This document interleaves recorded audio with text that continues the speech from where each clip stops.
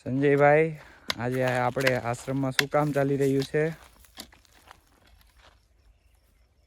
જય માતાજી.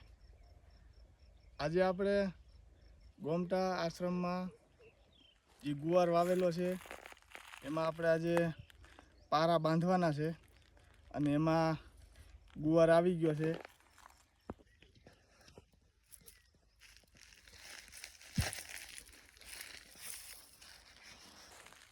હું કહું આ બાજુ આવ્યો મોઢું દેખાવ.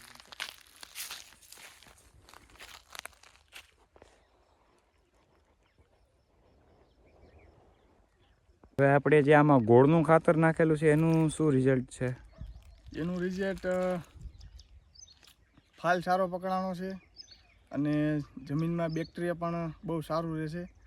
એ તમે જમીનમાં તમે જોઈ શકો છો કે જમીન એકદમ ખીલી ઉઠી છે કે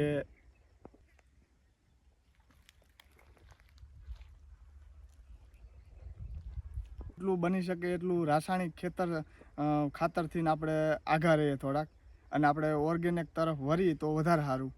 અને આપણે આપણા આશ્રમમાં જે કાંઈ ફ્રૂટ ને જે કાંઈ શાકભાજી થાય છે એ બધું ઓર્ગેનિક જ આપણે કરીએ છીએ અહીં, કે જેથી કરીને બાળકો અહીં કણે આપણે જે ગુરુકુળમાં જે અભ્યાસ કરી રહ્યા છે એને આપણે કોઈ દવાવાળું ખવડાવવું શાકભાજી નથી અને ફ્રૂટમાં પણ આપણે દવાવાળું નથી ખવડાવવું.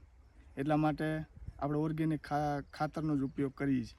અને હું આગળ વિડીયોમાં તમને હું જણાવીશ કે અમે ખાતરની જે બનાવી રહ્યા છીએ એ તમને હું આગળ બતાવીશ તમને. ઓકે સંજયભાઈ, આભાર તમારો, ખૂબ ખૂબ આભાર. જય માતાજી.